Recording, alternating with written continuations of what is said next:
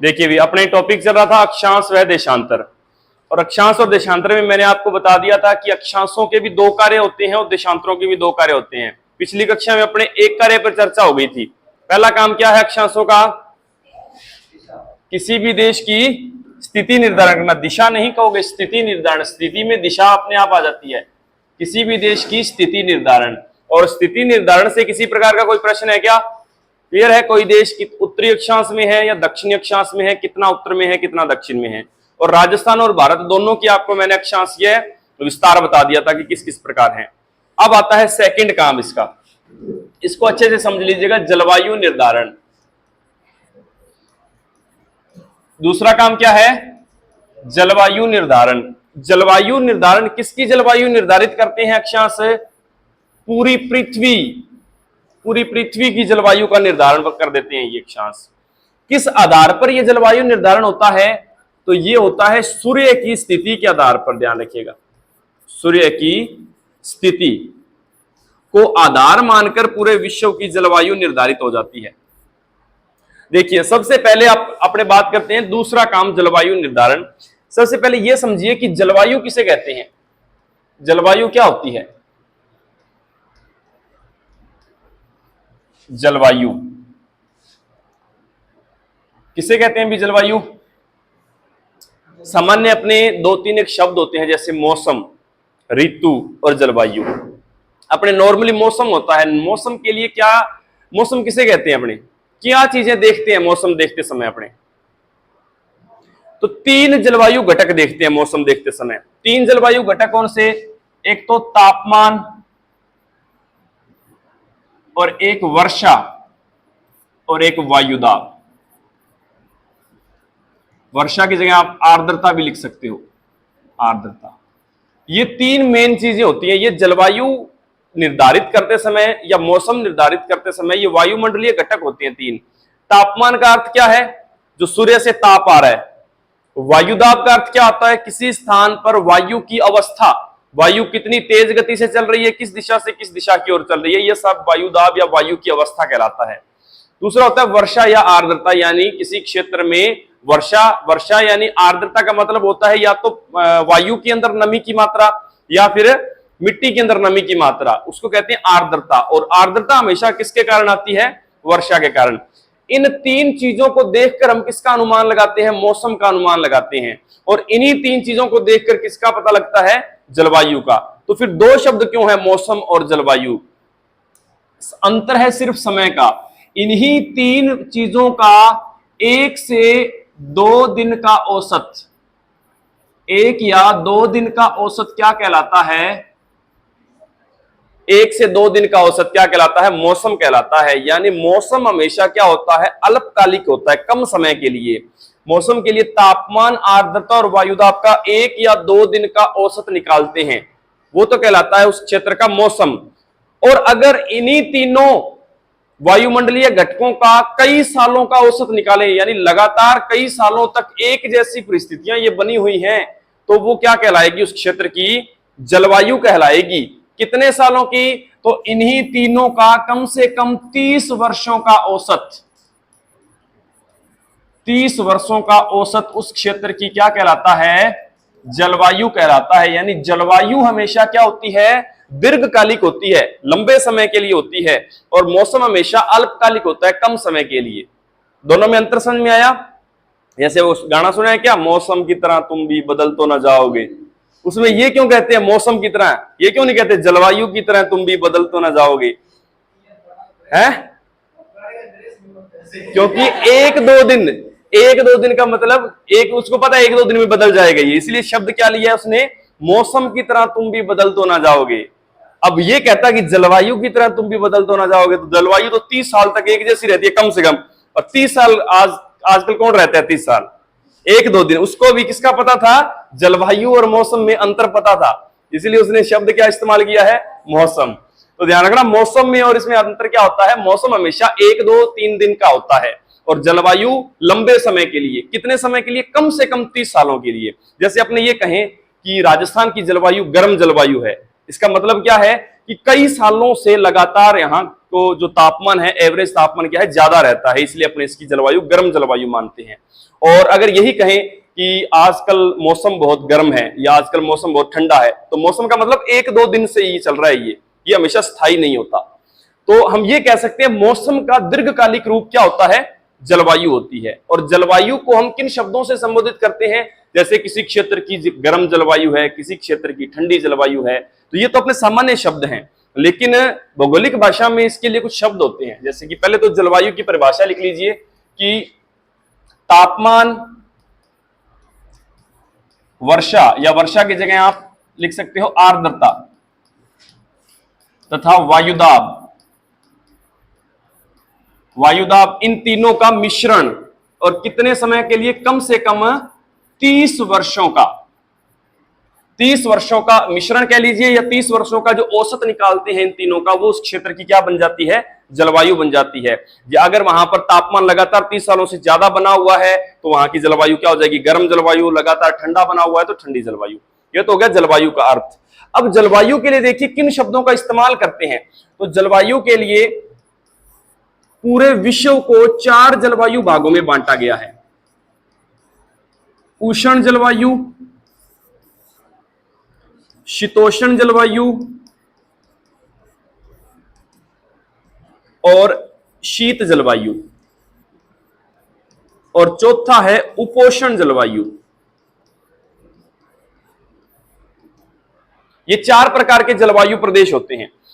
अच्छा, इसमें देखिए नाम से स्पष्ट, उष्ण जलवायु का मतलब क्या होता है, सीधा सा साधारण अपने भाषा में कहें तो गर्म जो जलवायु होती है ना, गर्म जलवायु को क्या कहते हैं, उष्ण जलवायु कहते हैं। यानी जहां पर गर्मी ज्यादा पड़ती हो वो जलवायु क्या कहलाएगी, उष्ण जलवायु। उसके बाद आ जाइए शीत पर। शीत का मतलब ठंडा क्षेत्र, जहां पर लगातार 30 सालों से ज्यादा समय हो गया लगातार ठंड बनी हुई है, तो वहां की जलवायु कैसी होगी, शीत जलवायु, यानी सीधा हम कह सकते हैं ठंडी जलवायु। अब 2 शब्द रह गए, देखो शीतोष्ण। शीतोष्ण किससे मिलकर बना है, शीत प्लस उष्ण, अर्थात ठंडा भी और गर्म क्षेत्र भी, दोनों का मिक्स हो गया। अब देखो ये दोनों का मिक्स कैसे होता है। मान लीजिए कि यहां पर एक क्षेत्र है, ये कोई क्षेत्र है, और एक ये क्षेत्र है, ये 2 क्षेत्र हैं। इस क्षेत्र की जलवायु गर्म है, यानी यहां की जलवायु कैसी है, उष्ण है, ठीक है। इस क्षेत्र की जलवायु ठंडी है, यानी ये कैसा क्षेत्र है, शीत जलवायु है। ये भयंकर गर्म क्षेत्र है, ये भयंकर ठंडा क्षेत्र है। तो जो क्षेत्र गर्म क्षेत्र होता है उसकी गर्मी का प्रभाव उसके आसपास के क्षेत्रों में हमेशा जाएगा, ये बात ध्यान रखना।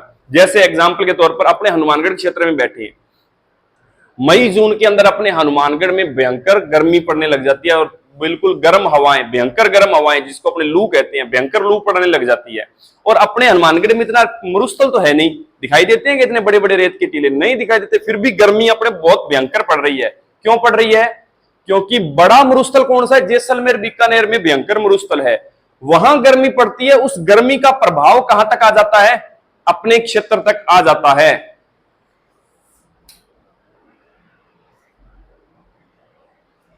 तो उस गर्मी का प्रभाव कहां तक आ जाता है, अपने क्षेत्र तक।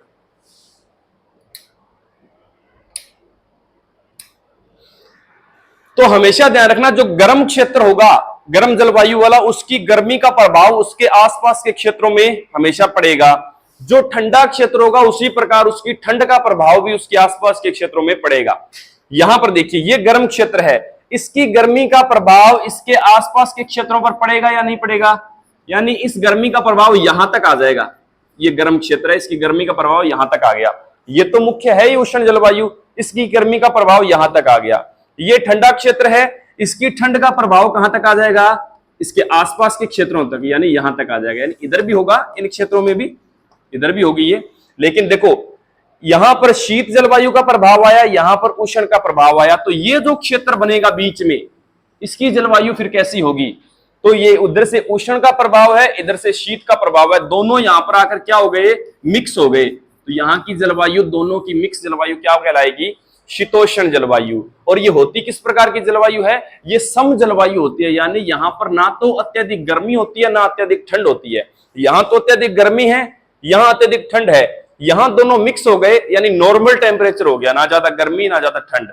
तो इसको क्या कहते हैं? शीतोष्ण जलवायु। तो शीतोष्ण जलवायु किसका मिक्स हो गया? शीत और उष्ण का। और ये हमेशा कहां होगा? उष्ण और शीत क्षेत्रों के बीच में जो क्षेत्र होगा वो जलवायु कौन सी वाला होगा? शीतोष्ण जलवायु वाला होगा। ठीक है। अब आता है उपोष्ण। उपोष्ण देखिए किससे मिलकर बना है? उप प्लस उष्ण। उष्ण का उपभाग। उप का मतलब क्या होता है? उप का मतलब होता है उसके मुख्य क्षेत्र के आसपास का क्षेत्र, वो क्या कहलाता है? उप क्षेत्र। अब यहां मुख्य क्षेत्र जैसे उष्ण है, क्या किसका उपभाग है? ये उष्ण का उपभाग है। तो उष्ण क्षेत्र तो कौन सा है? ये वाला। तो इसका उपभाग बताइए। उपभाग यानी जहां पर इस उष्ण का प्रभाव जा रहा है, यानी कौन सा? ये वाला भाग, सिर्फ ये वाला भाग जहां पर इसकी गर्मी का प्रभाव आ रहा है, ये किसका उपभाग है? उष्ण का उपभाग है। तो सिर्फ ये क्षेत्र, ये वाला, ये क्या कहलाएगा? उपोष्ण जलवायु, क्योंकि ये उष्ण के साथ वाला क्षेत्र है, उपोष्ण जलवायु वाला। और ये शीत है, तो शीत के आसपास वाला क्षेत्र ये क्या कहलाएगा फिर? ये वाला भाग। ये किसका उपभाग है? शीत का उपभाग। तो इसको क्या कहेंगे? उपशीत कह सकते हैं इसको। ये उपशीत है। ध्यान रखिएगा, शीतोष्ण किनसे मिलकर बनता है? उपोष्ण और उपशीत दोनों से मिलकर क्या बनता है? शीतोष्ण बनता है। मेन जलवायु तीन ही होती हैं, उष्ण, शीत और शीतोष्ण। उपोष्ण को अपने यहां इसलिए लिखा है क्योंकि राजस्थान की जलवायु उपोष्ण है, आगे बताऊंगा कैसे है। लेकिन ये उपोष्ण है किसका भाग? वास्तव में किसका भाग है? शीतोष्ण का ही भाग है। क्योंकि शीतोष्ण आपने क्या देखा कि इधर गर्मी का प्रभाव आ रहा है, इधर ठंड का प्रभाव, पूरा क्षेत्र तो क्या हो गया? शीतोष्ण। लेकिन शीतोष्ण के दो भाग होते हैं, उष्ण के साथ वाला तो क्या होगा? उपोष्ण, और शीत के पास वाला क्या होगा? उपशीत। दोनों मिलकर क्या कहलाते हैं? शीतोष्ण कहलाते हैं। क्लियर हो गया? तो उपोष्ण का मतलब क्या है? उष्ण के पास वाला भाग। इन चार भागों में पूरे विश्व को बांट दिया गया है। किस आधार पर? अक्षांशों के आधार पर। अब यहां पर अच्छे से समझिएगा इसको।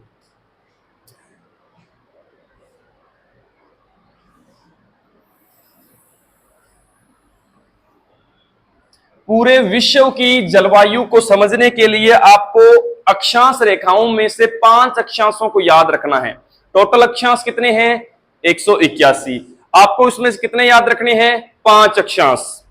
5 अक्षांश कौन से? देखिए, सबसे पहले जो बीचों बीच से गुजरती है रेखा वो कौन सी है? भूमध्य रेखा या विषुवत रेखा। उसके बाद यहां से एक रेखा गुजरती है 23.5 डिग्री उत्तरी अक्षांश, 23.5 डिग्री दक्षिणी अक्षांश, 66.5 डिग्री उत्तरी अक्षांश, 66.5 डिग्री दक्षिणी अक्षांश। ये 5 रेखाएं आपको याद रखनी है। पहले मैं आपको बता देता हूं ये है कौन कौन सी। ये तो कौन सी है? 0 डिग्री। ये कौन सी है? 23.5 डिग्री ऊपर वाली। ये कौन सी है? 23.5 डिग्री दक्षिणी अक्षांश। ये कौन सी है? 66.5 डिग्री उत्तरी अक्षांश। ये कौन सी है? 66.5 डिग्री दक्षिणी अक्षांश। और लास्ट में ये तो हो गई आपकी 90, और ये भी हो गई 90। आपको ये 5 रेखाएं याद रखनी है, आपको पूरे विश्व की जलवायु निर्धारित हो जाएगी। नाम देख लीजिए इन रेखाओं के। 0 डिग्री रेखा का नाम तो क्या है?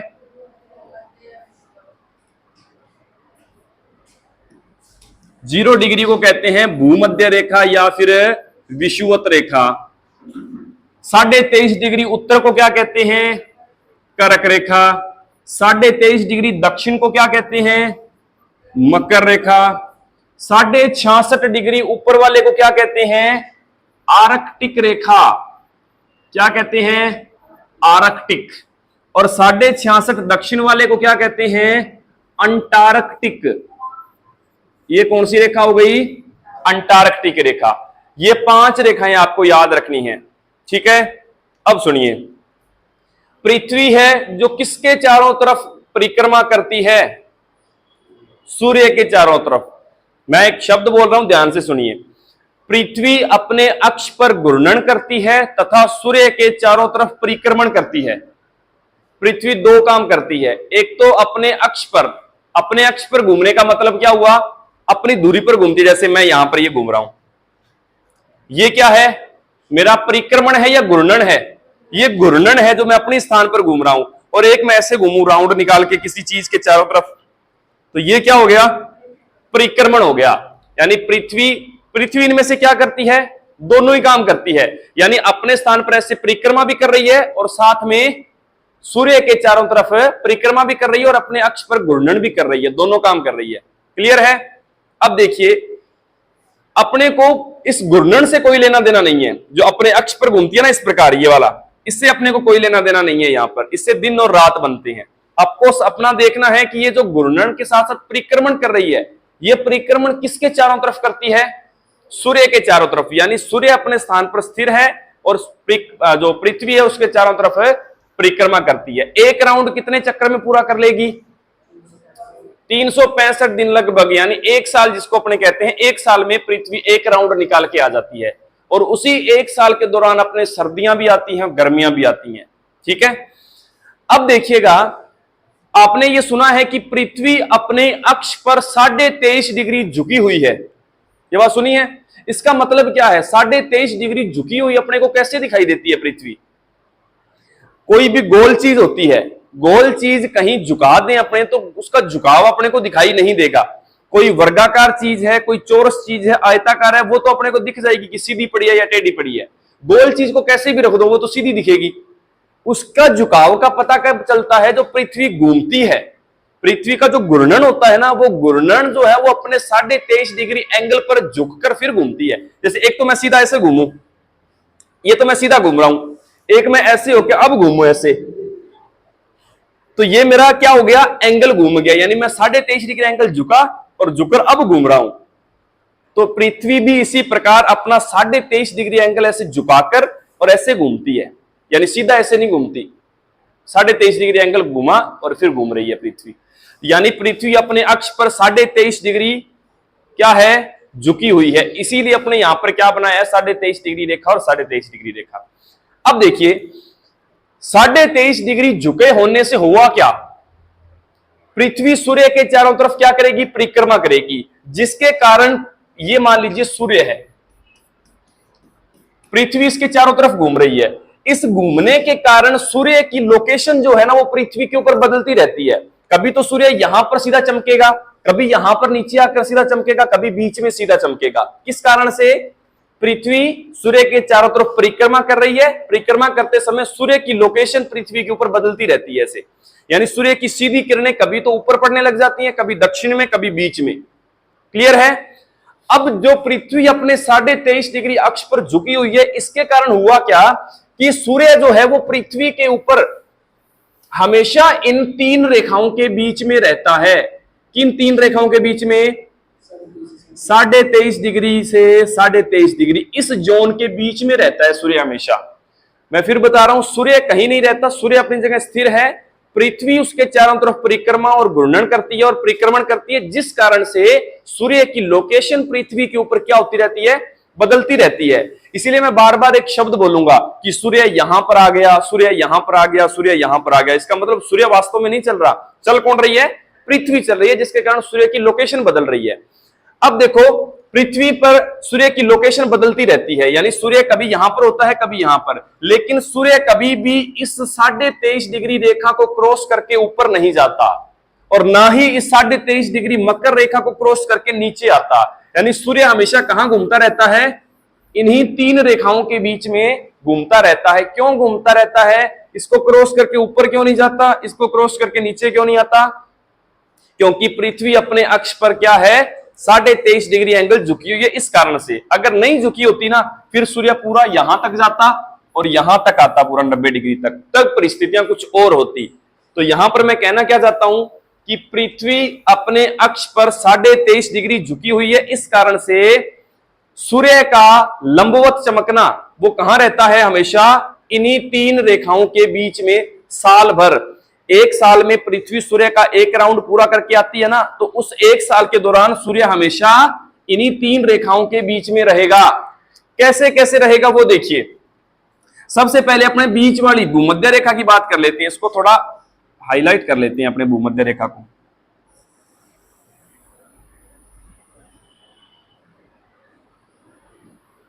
यह है आपकी भूमध्य रेखा, ठीक है। अब भूमध्य रेखा पर सूर्य कब चमकता है? यहां पर आ गया सूर्य भूमध्य रेखा के ऊपर। किस तारीख को? आपको तारीखें याद रखनी है। 21 मार्च। क्या तारीख है? 21 मार्च वाले दिन, हर एक साल 21 मार्च को सूर्य सीधा कहां चमकता होता है? भूमध्य रेखा के ऊपर, यानी पृथ्वी के बिल्कुल सेंटर पर। उसके बाद सूर्य यानी स्थिर तो है ही नहीं, सूर्य तो क्या पृथ्वी स्थिर तो है ही नहीं, इस कारण सूर्य की लोकेशन तो हमेशा बदलती रहेगी। 21 मार्च के बाद सूर्य किस दिशा में जाता है? ऊपर की ओर जाता है। किस रेखा की ओर? कर्क रेखा की ओर। सूर्य को भूमध्य रेखा से कर्क रेखा तक जाने में कितना टाइम लगता है? 3 महीने। यानी कर्क रेखा पर सूर्य कब पहुंच जाएगा? सीधा पहुंचेगा, ये लीजिए, ये कर्क रेखा पर अब सभी सीधा चमकने लग गया। किस तारीख को? राइट 3 महीने बाद, यानी मार्च से 3 महीने जोड़ दो, 21 अप्रैल, 21 मई और 21 जून। 21 जून को सूर्य कहां पर आ जाएगा? कर्क रेखा पर आ जाएगा, यानी सीधा कहां चमकने लग जाएगा? कर्क रेखा पर। 22 जून से क्या होगा? सूर्य ऊपर जाएगा क्या? क्योंकि लास्ट वो कहां तक जाता है? 23.5 डिग्री रेखा तक की, ऊपर नहीं जाएगा। 22 जून से वापस नीचे आना शुरू होगा। अब वापस नीचे किस ओर आ रहा है? वापस भूमध्य रेखा की ओर। और वापस आने में भी कितना टाइम लगेगा उसको भूमध्य रेखा तक आने में? 3 महीने लगेंगे। उतना ही गैप है और उतनी सूर्य की पृथ्वी की चाल है, तो 3 महीने वापस आने में लगेंगे इसको। 3 महीने बाद वापस कहां आ जाएगा सूर्य? सीधा भूमध्य रेखा पर दोबारा आ जाएगा। किस तारीख को? तो 21 जून के बाद 3 महीने जोड़ दो, जुलाई, अगस्त और सितंबर, तो 23 सितंबर को। अब यहां पर 21 सितंबर मैंने क्यों नहीं लिखा? क्योंकि ये 30-31 के जो महीने होते हैं ना, इसमें 2 दिन प्लस हो गए, ठीक है। तो ये राइट 3 महीने बाद 23 सितंबर को कहां जाएगा? भूमध्य रेखा पर। अब कहां जाएगा सूर्य? मकर रेखा की ओर। और मकर रेखा तक जाने में भी कितना टाइम लेगा? ये 3 महीने लगेगा। उतना 23.5 गैप ये है, 23.5 ये है, और वही चाल है। तो 3 महीने बाद, यानी सितंबर से 3 महीने के बाद तारीख आती है 22 दिसंबर। तो 22 दिसंबर को सूर्य कहां चमकता है? सीधा मकर रेखा के ऊपर चमकता है सीधा। मकर रेखा को क्रॉस करेगा क्या? नहीं। लास्ट पॉइंट यही है, इसके नीचे नहीं जाएगा। क्यों नहीं जाएगा? क्योंकि पृथ्वी 23.5 डिग्री एंगल झुकी हुई है, इस कारण से। अब 23 दिसंबर से वापस सूर्य कहां जाएगा? भूमध्य रेखा की ओर। कितना टाइम लेगा वापस भूमध्य तक जाने में? 3 महीने। तो 22 दिसंबर के बाद 3 महीने जोड़ो, जनवरी, फरवरी और मार्च। मार्च अपने पहले से लिख रखा है, 1 साल पूरा हो गया। 21 मार्च को यहां से चला था और ऊपर जाके नीचे जाके वापस 21 मार्च को यहीं पर आ गया। इस यहां पर अपनों ने क्या देखा? ये अब सूर्य के चारों तरफ पृथ्वी ने क्या कर लिया? एक चक्कर पूरा कर लिया, ठीक है। अब उस एक चक्कर के दौरान, यानी 1 साल के दौरान, सूर्य कितना समय तक उत्तरी गोलार्ध में रहा और कितने समय तक दक्षिणी गोलार्ध में रहा? हाँ जी, उत्तरायण और दक्षिणायन।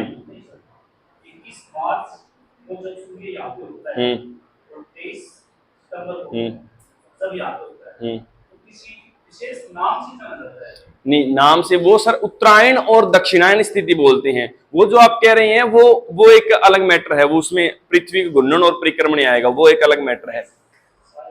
अपसौर और उपसौर बोलते हैं उस स्थिति को, अपसौर और उपसौर। जब पृथ्वी सूर्य के चारों तरफ परिक्रमा करती है ना, तो उस परिक्रमा के दौरान एक समय ऐसा आता है जब पृथ्वी सबसे नजदीक होती है सूर्य के, और वो नजदीक वाला दिन होता है जनवरी 3। और एक समय ऐसा आता है जब पृथ्वी सबसे दूर होती है, वो दिन होता है 4 जुलाई का। उसको बोलते हैं अपसौर की स्थिति और उपसौर की स्थिति, उनके नाम है वो। 3 जनवरी अपसौर और अपसौर वाली स्थिति को विषुव। हाँ, विषुव, देखो वो बताता हूं अभी, सुनो, यहीं पर वो शब्द आ जाएगा।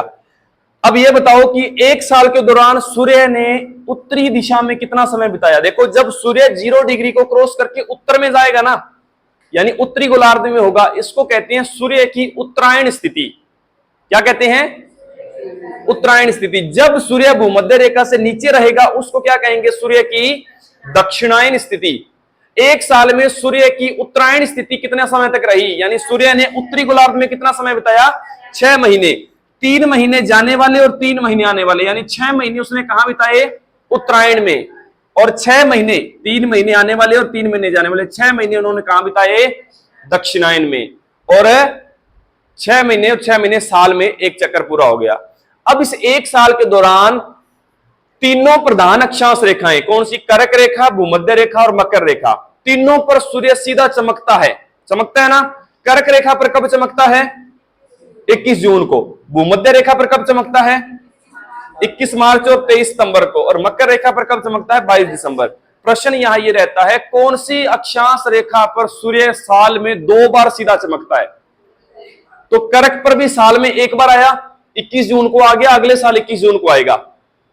22 दिसंबर को यहां पर आ गया, अगले साल 22 दिसंबर को आएगा। लेकिन यहां साल में 2 बार आएगा सूर्य सीधा, एक तो 21 मार्च को आएगा और एक वापस लौटते समय 23 सितंबर को। अब भूमध्य रेखा पर सबसे ज्यादा सूर्य क्या रहता है? सीधा चमकता है। इसलिए विश्व का सबसे गर्म क्षेत्र किसको कहते हैं? भूमध्य रेखा को। भूमध्य रेखा पर जब सूर्य होता है, इस स्थिति को कहते हैं सूर्य का विषुव स्थिति। सूर्य का क्या होना? विषुव होना। विषुव क्यों कहते हैं? क्योंकि भूमध्य रेखा का नाम क्या है? विषुवत रेखा, इसीलिए इसका नाम विषुवत है। सूर्य जब भूमध्य रेखा पर सीधा होता है उस स्थिति को क्या कहते हैं? विषुव स्थिति। प्रश्न यह है, विषुव स्थिति कब बनती है? 21 मार्च को बनेगी और 23 सितंबर को बनेगी। क्लियर है? तो यहां पर सूर्य 2 बार चमकेगा, बाकी सभी में एक एक बार ही आता है। क्लियर है? अब देखिए यहां इससे हुआ क्या, जलवायु की निर्धारण कैसे हुआ वो देखो। अब सबसे ज्यादा सूर्य वो इन 3 रेखाओं के बीच, सबसे ज्यादा क्या पूरे साल भर ही सीधा कहां चमकता है? कर्क रेखा से मकर रेखा के बीच में साल भर इन्हीं 3 रेखाओं के बीच रहा। तो ये पूरा क्षेत्र विश्व में क्या होगा? सबसे ज्यादा गर्म क्षेत्र होगा। कौन सा क्षेत्र? 23.5 डिग्री से लेकर के 23.5 डिग्री तक का ये सारा क्षेत्र क्या होगा? गर्म क्षेत्र होगा। और गर्म क्षेत्र क्यों होगा? क्योंकि इस जोन में सूर्य साल भर रहता है।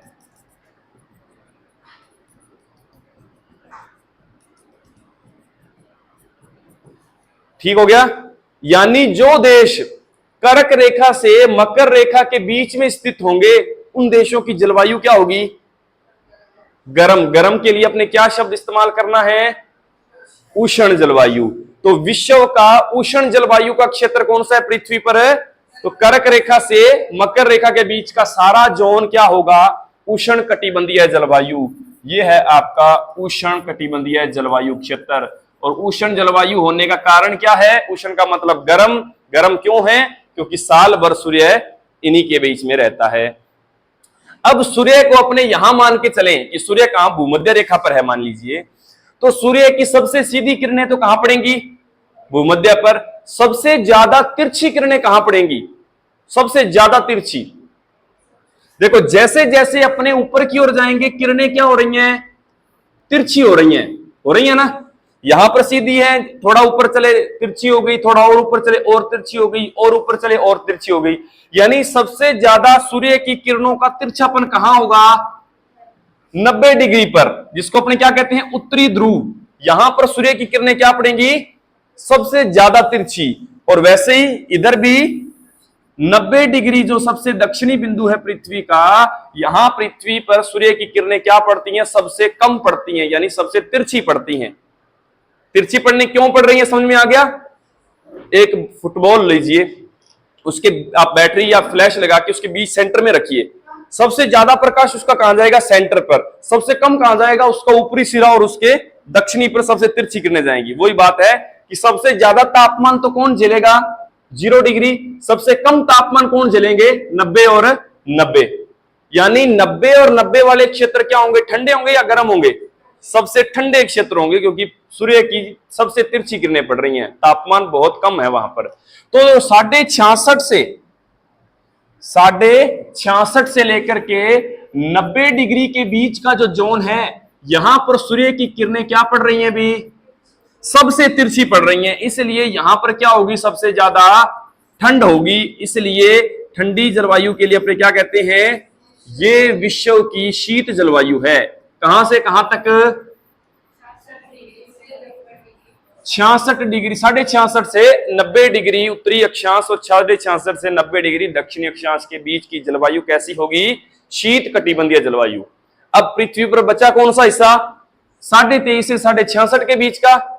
अब याद कीजिए इसको, ये मैंने क्या बताया था कि जो गर्म क्षेत्र होता है उसकी गर्मी का प्रभाव आता है उसके आसपास के क्षेत्रों पर, ठंडा क्षेत्र होता है उसकी ठंड का प्रभाव आता है उसके आसपास के क्षेत्रों पर, तो बीच में जो क्षेत्र होगा वो दोनों का मिक्स हो जाएगा, यानी क्या हो जाएगा, शीतोष्ण। तो यहां शीतोष्ण कौन सा हो रहा है, देखो ये जो मैंने रेड कलर में दिखाया है ये उष्ण है।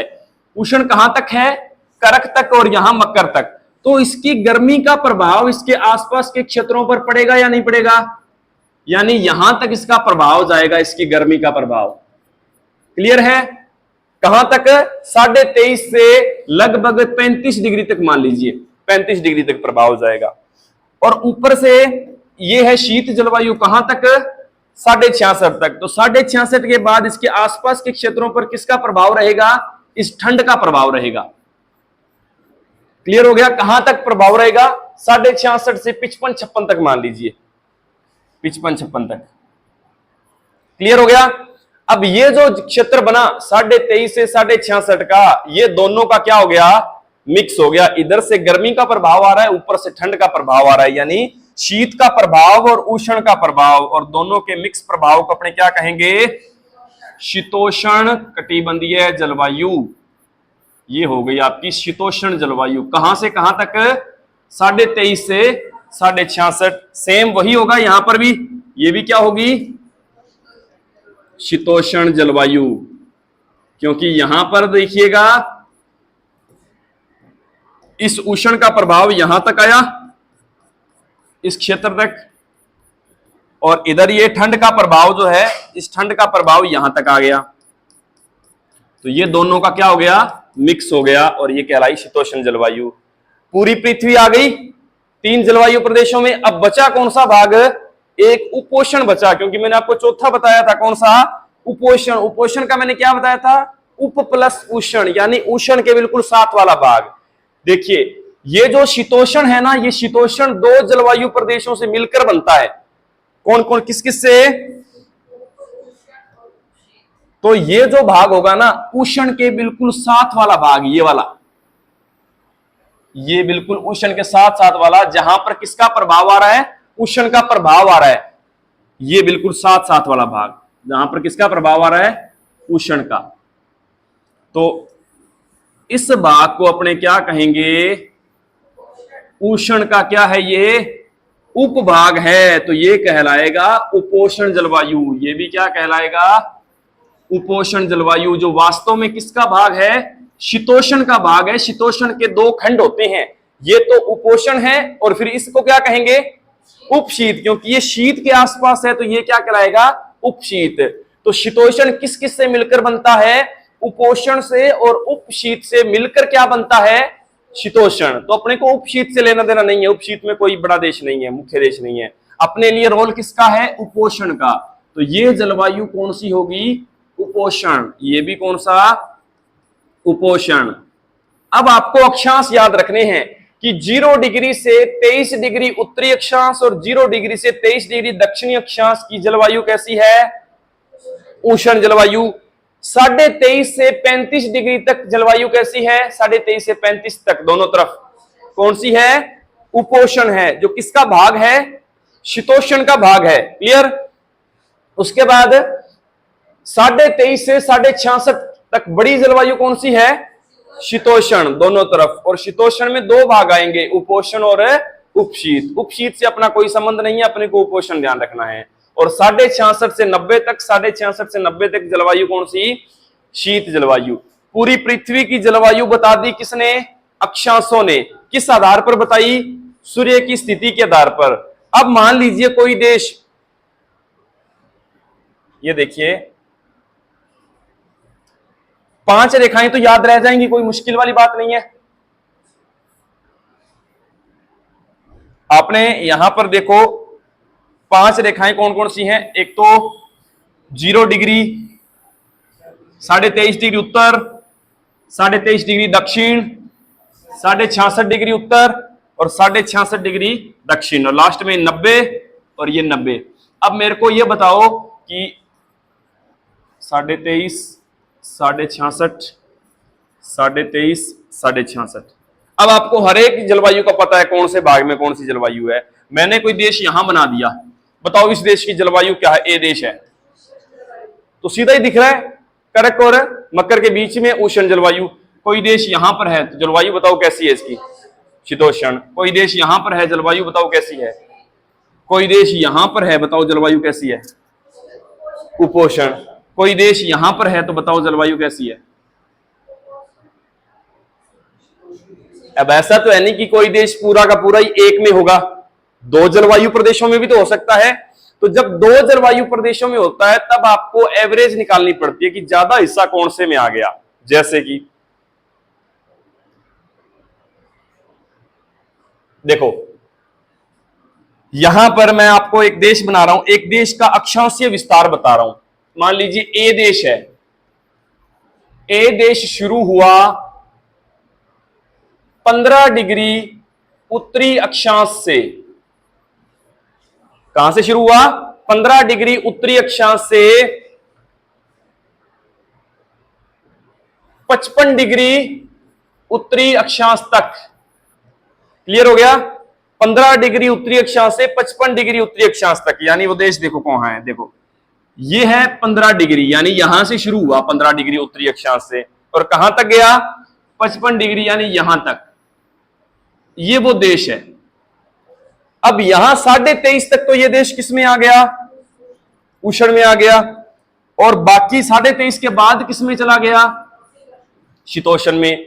तो मेन ज्यादा भाग किस में होगा, उसके लिए अपने क्या देखेंगे कि उष्ण में कितना हिस्सा है इसका। देखो उष्ण में शुरू कहां से हुआ बताओ, 15 डिग्री से। ये 15 डिग्री है, 15 डिग्री से 23 डिग्री तक क्या है, ये किसमें है, 15 से 23 तक उष्ण में है। 15 से 23 कितने अक्षांश हो गए, 5 और 3 8, 8 ही हुए, यानी 8 अक्षांश तो ये किसमें है, उष्ण में। उसके बाद शीतोष्ण में कितना है, 23 से लेकर के कितना 55, तो कितना हो गया 23 से 55,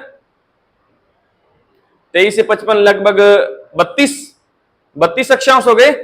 तो 32 अक्षांश किसमें है, इसके शीतोष्ण के अंदर हैं। 8 अक्षांश किसमें है, उष्ण में है। 32 किसमें है, शीतोष्ण में, यानी ज्यादा हिस्सा इसका कहां है, शीतोष्ण में। तो इसकी जलवायु क्या कहेंगे, शीतोष्ण कटिबंधीय जलवायु। एक एग्जांपल और बताओ, जैसे बी देश, बी देश है 8 डिग्री दक्षिणी अक्षांश से शुरू होता है, ठीक है, और 8 डिग्री दक्षिणी अक्षांश से शुरू होकर और 30 डिग्री दक्षिणी अक्षांश तक है। आप बताओगे इसकी जलवायु कितने जलवायु प्रदेशों में है। पहले तो ये बताओ, फिर ये बताओ कि एवरेज निकाल कर इसकी जलवायु कौन सी होगी। फटाफट निकालो, 15 सेकंड है। उपोष्ण काउंट नहीं करोगे, ध्यान रखना, उपोष्ण नहीं शीतोष्ण काउंट करोगे। उपोष्ण सिर्फ राजस्थान के संदर्भ में काउंट करना है, उपोष्ण को भूल जाओ। यहां 3 याद रखो, उष्ण, शीतोष्ण और शीत। तो किस में है, एक तो उष्ण में है और एक शीतोष्ण में है। ज्यादा भाग किस में है, देखो कहां से शुरू हुआ वो देश, यहां पर बना रहा हूं मैं इस देश को कि वो देश 8 डिग्री दक्षिण से शुरू हो रहा है। इसका मतलब 8 डिग्री देखा यहां से गुजर रही है इसके, यही होगा, और 30 डिग्री दक्षिणी अक्षांश तक, ये 30 डिग्री है। इसका मतलब 23.5 डिग्री रेखा जो किसको डिवाइड करती है, उष्ण को और शीतोष्ण को डिवाइड करती है, वो इनके अंदर से कहीं से गुजर रही है। तो ये बना लीजिए 23.5 डिग्री रेखा, हो गया। अब 8 से लेकर 23.5 तक कैसा जलवायु होगी, उष्ण होगी। कितने अक्षांश है, देखो 8 से 23 के बीच में 2 और 13 15, 15.5 हो गए, लगभग 15 मानो, यानी 15 अक्षांश तो किसमें आ गया, ये उष्ण में आ गया। और 23 के बाद 30 तक यानी 7 6 ही है, 6.5 ही है, लगभग 7 मान लो। 7 किसमें आ गया, ये शीतोष्ण में है। तो ज्यादा हिस्सा इसका कहां है, उष्ण में है। यानी ये देश इस प्रकार है, 8 डिग्री से शुरू होकर इस प्रकार है, 8 डिग्री से ये देश शुरू हुआ, ये है 8 डिग्री लाइन और ये है 30 डिग्री लाइन, यानी 8 से लेकर 23.5 तक ये बड़े वाला जोन तो किसमें गया, ये उष्ण में गया, और छोटा सा हिस्सा ये वाला किसमें गया, ये शीतोष्ण में गया। तो एवरेज तौर पर इसकी जलवायु क्या होगी, उष्ण जलवायु होगी। तो हर एक देश की जलवायु आप निकाल सकते हो यदि आपको उस देश का अक्षांशीय विस्तार बता दिया जाए तो। कोई भी देश का मैं आपको अक्षांशीय विस्तार बताऊं, जलवायु बता दोगे? कैसे बताओगे? उसके लिए आपको पहले ये याद होना चाहिए कि 23.5 से 23.5 तक तो उष्ण है, 23.5 से 66.5 तक शीतोष्ण है, और 66.5 से 90 तक शीत है। और ऐसा क्यों है उसका रीजन मैंने आपको बता दिया, सूर्य की स्थिति।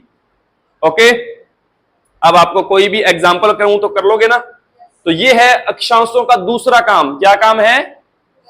जलवायु निर्धारण करना। ठीक है, ये अक्षांशों के कार्य हो गए।